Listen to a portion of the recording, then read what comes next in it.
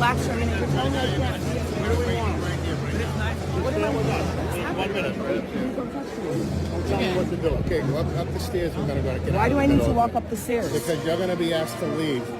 Okay, the commanding officer of the police department is coming here. Why am I being asked? I'm a graduate.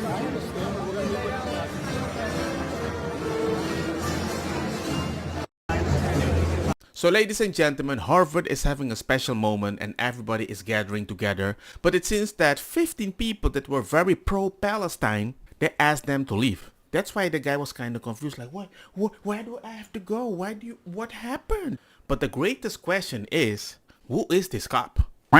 Can he see more with those 2 eyes than me with 1?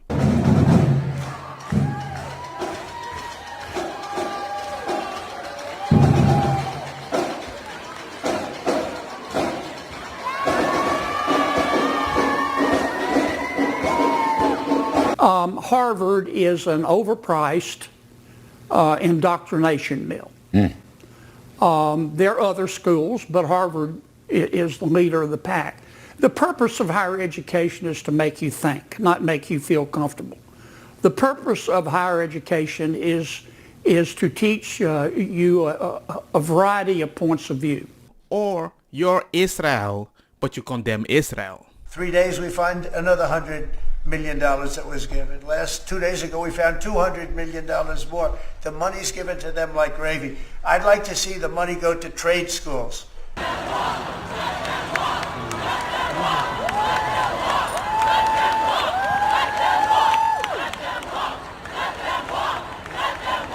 I'm all about freedom of speech and expression, but we all know you can't even walk there with a flag of Israel.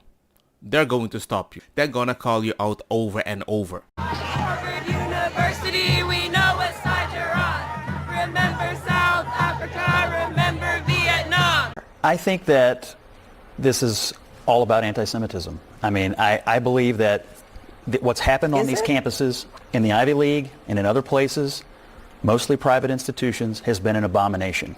And someone has to stand up for these Jewish kids. It's not kids. going to be the rabbi at the table. Someone stands up. Someone has to stand. Someone has to stand up for them. It's not going to be my friends in Jewish studies who had their grants until Donald Trump came along in his administration and decided to connect federal funds to stamping out the scourge of anti-Semitism on these campuses, like Nick Fuentes, nobody, like the Sikh Heil nobody was salutes. willing to stand up for him.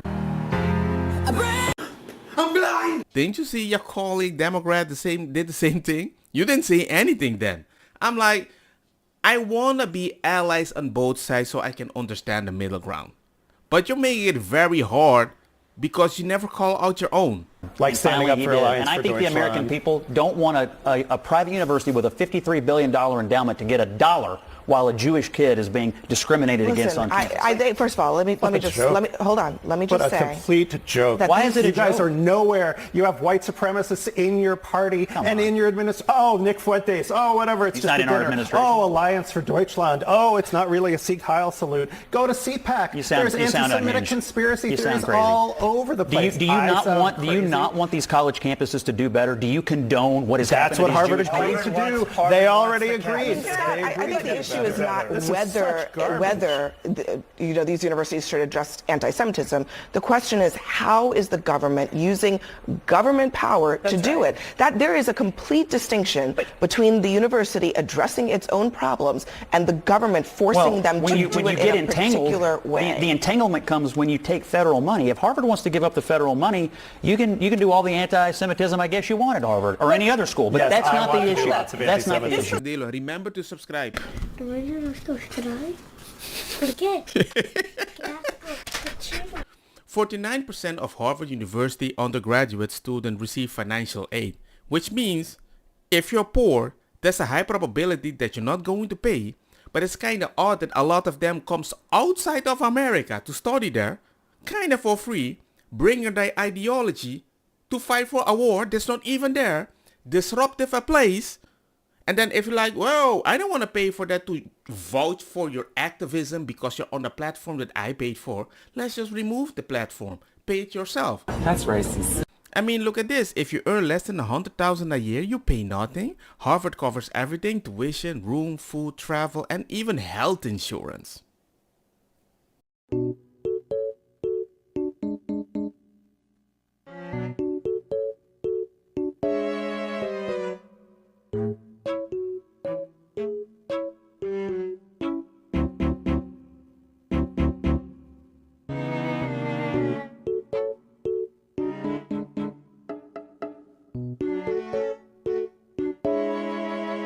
It's like nobody is kind of proud to be a better person because you study something.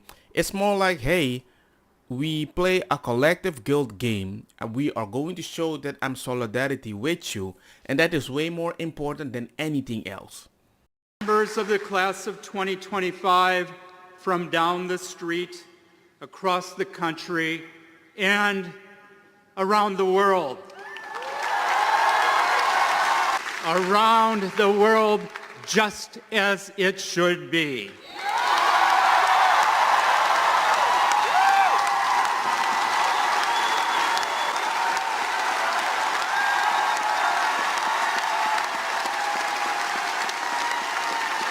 If you can apply something equally and you want to do it exactly the way you want, do it on your own money. I just don't think it's fair. I think as a political matter, if you went out and argued that to the American people right now and said, well, we're just not going to make it as a country unless we give $9 billion to Harvard that's sitting on $53 billion, you'd get your ass kicked, I imagine, in a political campaign. Now, don't misunderstand. I wish Harvard would actually work something out here. I do agree that these universities are important. They do important work.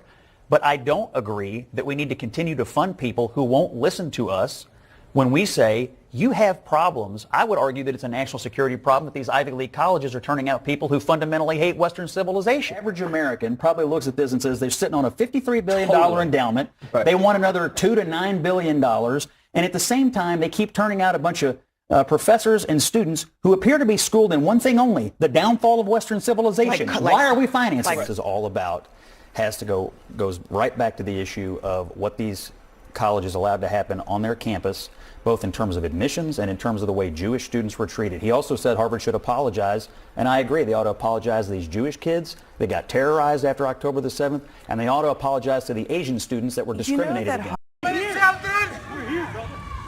We're here. We can't do nothing about that. We can't do nothing. We can! Not here. You have to end Zionists! Not here, bro. You're not. I'm taking video right now. You have to end Zionists! He was wearing an orange suit with like something on his back. Spraying alcohol. Spraying alcohol, but what he did was he made it look like he was here. He's making Molotov cocktails. And for us, Well, we can't do it when he's got Molotov cocktails in if there. you are fighting, you have to... That's what he's got right here is Molotov. Right there. Alcohol. So ladies and gentlemen, there was a Jewish event and this guy went there all planned with some Molotov homemade and threw it over there and burned a few people. Emily, he also said during this interview he specifically targeted the Zionist group that had gathered in Boulder. He knew they planned to meet that day, Sunday at 1 p.m. He arrived at 12:55 and waited for them. I love that he also said that he's been planning this attack for over a year, but he wanted to wait until his daughter graduated because he gets to make that choice. But what about the choice of the Jewish victims who don't get to make a choice when they are attacked or don't get to make a choice if they die, which, by the way, they're with an attempt to murder, then the hate crime charge brings a life imprisonment sentence, which I hope he gets. We're early in the investigation, but some details have emerged. I'm able to confirm there are 6 victims, ages 67 to 88. All of them have been transported to local hospitals. This attack happened at a regularly scheduled weekly peaceful event. Witnesses are reporting that the subject used a makeshift flamethrower and threw an incendiary device into the crowd. The suspect was heard to yell, "Free Palestine," during the attack. The subject has been identified as Mohammed Sabri Solomon, and he's 45 years old.